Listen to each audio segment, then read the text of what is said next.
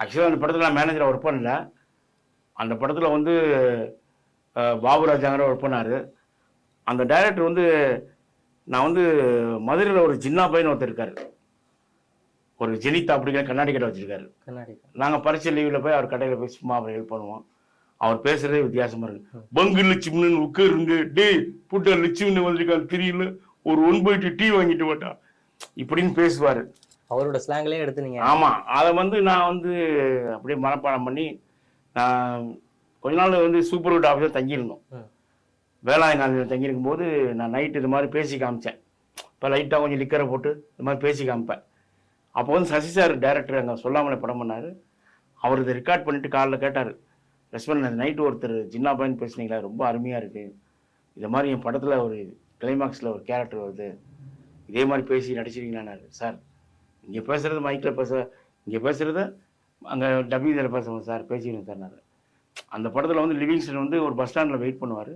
அப்போ நான் கொலம்பஸ் பாட்டு பாடுவேன். டே பீடி இருக்கு இல்லைன்னா சொல்ல வேண்டியதுண்டா, என்னடா லுக்கு விடுற ஏண்டா, வீடிக்கே வழியில் உனக்குலாம் லீ ஜீன்ஸ் கேட்குதா. இது வந்து தியேட்டரில் வந்து நம்ம கிளாப்ஸ் அடித்தாங்க. சவுதி சார் கூப்பிட்டு ரொம்ப பாராட்டினா, யோ நான் என் கிளைமாக்ஸில் தான் ஃபஸ்ட் கௌசல்யா உண்மையாக கண்டுபிடிப்பா. அந்த சீன் பார்த்துட்டு அந்த நேரம் வந்து அங்கே டைரக்டர் பாண்டியன் படம் பார்த்தார், நம்ம மாயி டைரக்டர். பார்த்துட்டு, பாபா என் படத்தில் ஒரு டைலாக் இருக்குது, இதே குரலில் பேசிட்டுனாரு. பேசியிருந்தாங்க. அதான் அந்த வாமா மின்னல். அம்மா மாயின்னு வந்திருக்காக, மாப்பிள்ளை மொக்கச்சாமி வந்திருக்காக, மற்றும் உறவினர்கள்லாம் வந்திருக்காக, பாமா மின்னல். அது வந்து ரொம்ப ரீச் ஆயிடுச்சு. ஆமாம், இன்னைக்கு வந்து மீம்ஸில் இன்னும் ஒரு ட்ரெண்டாக இருக்கிற அந்த ஒரு வார்த்தை தான். சரத்குமார் சார் 100வது மலர் வெளியிட்டார் 100 படம் நடிச்சதுக்கு. அதில் வந்து எழுதியிருப்பார், மாயி என்றால் மின்னல் தான் ஞாபகத்துக்கு வரும்னு. அந்த மாதிரி அந்த பாண்டியன் டைரக்டர், சரத்குமார் சார், வடிவேலனை, பாபு, சௌத்ரி சாரை என்றைக்கும் மறக்க மாட்டேன். அதை வந்து வடிவேல்கிட்ட கொண்டு காமிச்சாங்க.